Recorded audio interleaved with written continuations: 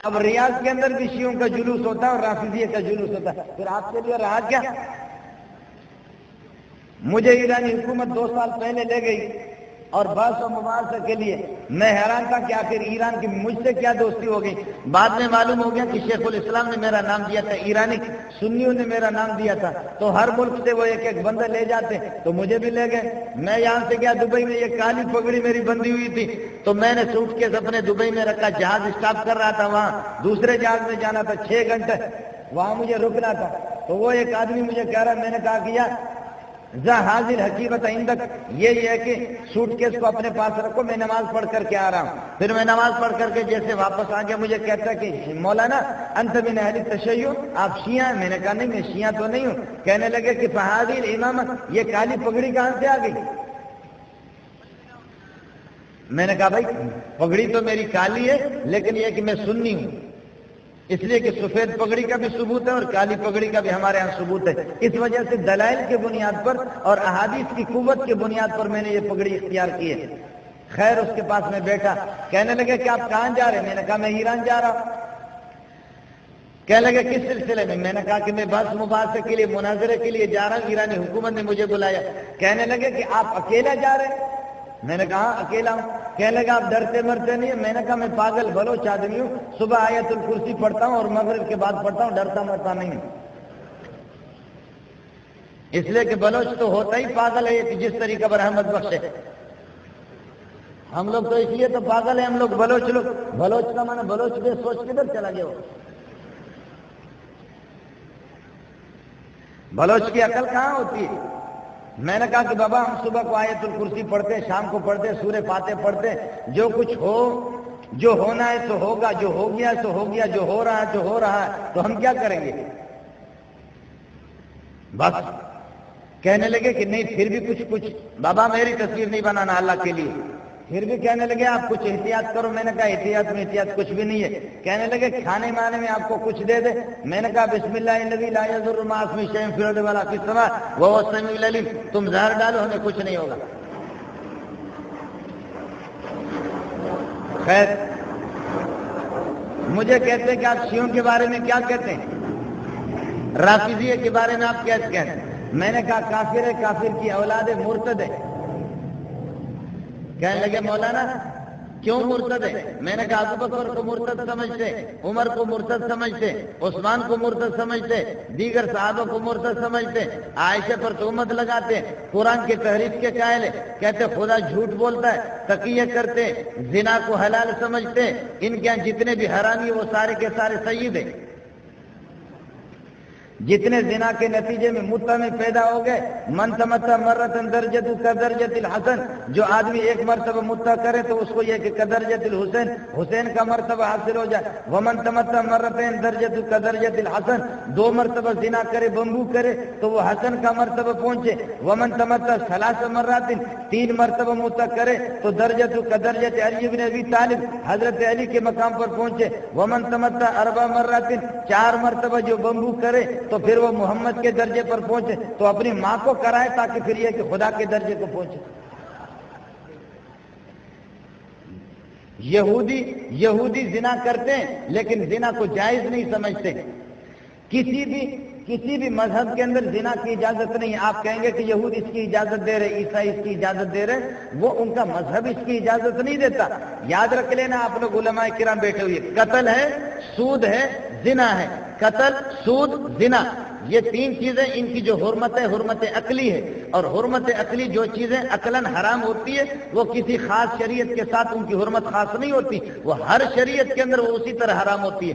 آدم علیہ السلام کے زمانے سے لے کر کے اس طریقے پر زنا ہو، شراب زنا ہو، اور اسی طریقے پر ربا ہو، اور اسی طریقے پر اللہ آپ کا بھلا کرے کیا ہے یعنی قتل، یہ ساری چیزیں عقلاً حرام ہیں۔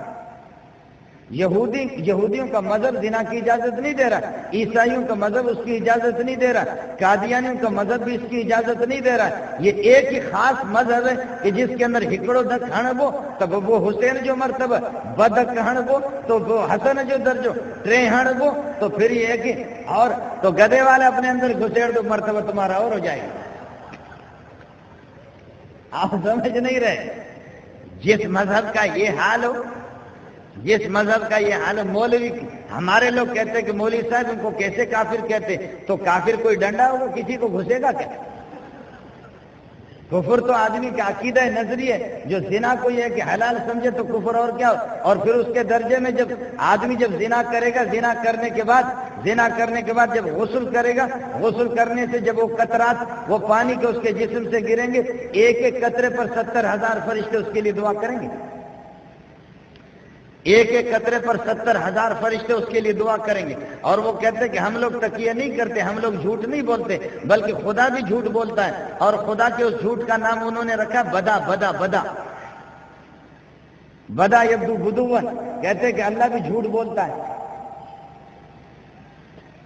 اور اللہ کی بھی خصوصیت ہے، اور اللہ بھی بہت سی باتیں چھپاتے ہیں۔ تو ہم لوگ اگر تقیہ کریں تو کیا؟ آپ کی اطلاع کے لیے عرض کروں، مذہب ایک ایسی چیز ہے، مذہب تو نہ کہو، عقیدہ، مذہب کی بات میں نہیں کر رہا۔ امام شافعی کے ساتھ ہمارا اختلاف مذہب کا ہے، امام مالک کے ساتھ ہمارا اختلاف مذہب کا ہے، اور امام احمد بن حنبل کے ساتھ ہمارا اختلاف مذہب کا ہے۔ یہ اختلاف مذہب ہے، اختلاف الادیان نہیں ہے، یہ اختلاف الفرق نہیں ہے، یہ اختلاف الدین نہیں ہے۔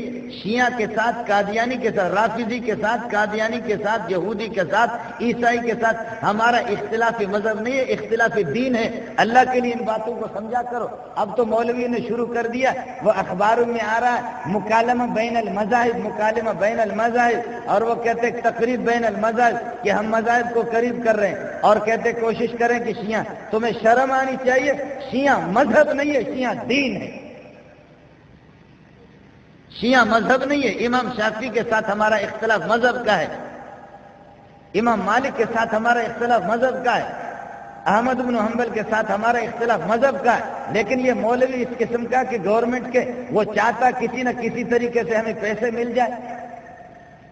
آپ تو سمجھ جائیں گے، اخبار میں آپ بھی پڑھتے رہتے ہیں، مختلف قسمیں آ رہے، مکالمہ بین المذاہب اور تقریب مذاہب، اور مذہب کے اندر پھر یہودی بھی داخل ہے اور عیسائی بھی داخل ہے۔ شامیہ کی پہلی جلد کے اٹھا کر کے دیکھو، تنویر الابصار کو دیکھو، در مختار کو دیکھو، رد المحتار جو شامیہ اس کو بھی دیکھ لو، آپ کو پتہ چلے گا کہ مذہب کیا ہے اور دین کیا ہے۔ اتنا بھی اس اندھے کو معلوم نہیں ہے۔ شیعہ کا مستقل دین ہے، شیعہ کا مستقل عقیدہ ہے، رافضی کا، قادیانی کا مستقل عقیدہ ہے، یہودی کا مستقل عقیدہ ہے۔ یہ اختلاف الادیان ہے، یہ اختلاف الفرق ہے، یہ فرق ہے، یہ ادیان ہے۔ اور شافعی اور مالک احمد بن حنبل کے ساتھ ہمارا اختلاف وہ عقیدے کا نہیں ہے، ہمارا اختلاف اس کے ساتھ مذہب کا ہے۔ اللہ کے لیے ان باتوں کو سمجھا کرو۔ امام شافعی کے کس عقیدے میں امام شافعی کے ساتھ ہمارا اختلاف ہے؟ میں تقریر ختم کرتا ہوں، پھر کوئی مولوی آ جائے مجھ سے بات بھی کرے۔ اگر آپ کو، اب میں برطانیہ میں نہیں رہ رہا ہوں، فرانس میں نہیں رہ رہا ہوں، یہیں کراچی میں رہ رہا ہوں، اگر میرے کسی بات سے آپ کو اختلاف ہو، نوٹ کر لینا بعد میں۔ اللہ کے لیے اب آپ یہ کر رہے ہیں کہ حکومت کو دکھا رہے ہیں، کس کو آپ خوش کر رہے ہیں کہ کسی طرح کی جی ہم تو شیعوں کو بھی، شیعہ بھی مذہب ہے، اور اسی طریقہ پر یہ ہے کہ اللہ آپ کا بھلا کرے، قادیانی بھی مذہب ہے، یہودی بھی مذہب ہے، انا للہ و انا الیہ راجعون۔ ساری کتابیں آپ نے دفن کر دی۔ علامہ ابن تیمیہ رحمۃ اللہ علیہ نے کتابیں لکھی، اور انہوں نے کہا کہ رافضی واجب القتل مرتد ہے۔ امام شافعی رحمۃ اللہ علیہ، امام مالک، احمد بن حنبل تینوں کہتے ہیں کہ قتل کر دو۔ امام ابو حنیفہ رحمۃ اللہ علیہ کہتے ہیں کہ اس طرح قتل نہ کرو، حکومت کے ذریعے سے قتل کرا دو۔ باقی اس میں تو کسی کا اختلاف نہیں ہے کہ صحابہ کو گالی دے دے، تحریف قرآن کے بھی قائل ہو، اور یہ کہہ دے کہ جی قرآن کے اندر تحریف ہو چکی ہے۔ آپ کی اطلاع کے لیے عرض کر، آپ تو مشہور کر دیا کہ شیعوں کے اندر حافظ بھی ہے۔ میں گیا تھا، جب ہم لوگوں کی بات مباحثہ وہاں پر 3-4 دن ہو گئی، تو انہوں نے کہا کہ آپ لوگ ثقلین کو نہیں مانتے۔ ثقل اکبر یہ کہتے قرآن کو، اور ثقل اصغر کہتے علی، فاطمہ، حسن، حسین اور محمد رسول اللہ صلی اللہ علیہ وسلم۔ پنجتن پاک کو کہتے، پنجتن پاک یہ ثقل اصغر ہے۔ کہتے ہیں کہ آپ لوگ پھر حسن حسین کا جلوس کیوں نہیں مناتے؟ آپ ان کے لیے پریشان نہیں ہے، آپ ان کے دشمن ہیں تو آپ پریشان نہیں۔ محرم میں آپ یہ جلسے کرتے ہیں اور آپ لوگ سینہ کو بھی نہیں کرتے، اور اس طریقہ پر یہ ہے کہ آپ لوگ ماتم نہیں کرتے۔ معلوم یہ ہوتا ہے کہ آپ لوگ حسین کے دشمن ہیں۔ میں نے کہا بے غیرت، ہم حسین کے قاتل ہیں کہ تم نے ہمیں بلایا ہے؟ آپ نے مجھے حسین کا قاتل سمجھ کر کے بلایا؟ آپ مجھے یہ بتاؤ نا کہ جب پولیس والے آ جائیں گے اور یہ کہ مولوی منظور قتل ہو چکا ہے، پولیس والے آ جائیں مولوی منظور قتل ہو چکا ہے اور مولوی منظور کی ٹوپی کسی مولوی صاحب کے پاس اورنگزیب کے پاس ہے، اور مولوی منظور کی گھڑی اورنگزیب کے پاس ہے، اور مولوی منظور کے چپل بھی اورنگزیب کے پاس ہے، اورنگزیب کے پاس چھری بھی ہے، اللہ آپ کا بھلا کرے چھری پہ خون لگا ہوا ہے، تو پولیس والے اورنگزیب کو پکڑیں گے نہیں پکڑیں گے؟ بابا جب پولیس والے آ جائیں اور دیکھیں کہ مولوی منظور کی گھڑی، مولوی منظور کی یہ کہ ٹوپی، مولوی منظور کی پگڑی، مولوی منظور کا لباس سب کچھ اورنگزیب کے پاس ہے، اور اورنگزیب کے پاس چھری بھی ہے اور وہ زخمی بھی ہے، اور چھری پر یہ کہ خون بھی لگا ہوا ہے، تو پولیس والے پکڑیں گے کہ آسمان سے کوئی فرشتہ تو نہیں آیا؟ آپ رنگے ہاتھ پکڑے گئے، آپ کے ہاتھ میں چھری ہے، قاتل آپ ہیں۔ اب بتاؤ، ہم حکومت کو بھی کہتے کہ تم آ جاؤ محرم کے دنوں میں آ جاؤ، ہم آپ کو بتاتے کہ گھوڑا حسین کا کس کے پاس ہے، چھری کس کے پاس ہے، ذوالجناح کس کے پاس ہے، حسین کا سامان کس کے پاس ہے؟ بہنچودو قتل قاتل تو تم ہو۔ آپ سمجھ نہیں رہے، قاتل ہم ہیں بھائی، قاتل کون ہے؟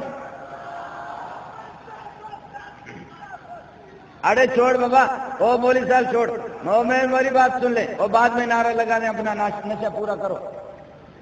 بھائی چھری کس کے پاس ہے؟ چھری تمہارے پاس ہے، گھوڑا تمہارے پاس ہے، اور پھر اتنا وکیل ہے کہ LLB ہے، اور یہ کہ 6-6 10-10 لاکھ روپے لیتا ہے، مقدمہ جتواتا ہے کورٹ کے اندر۔ یہ وکیل اتنا سمجھدار ہے کہ گھوڑے کے سامان کو پکڑ کر کے حسین جو گھوڑا،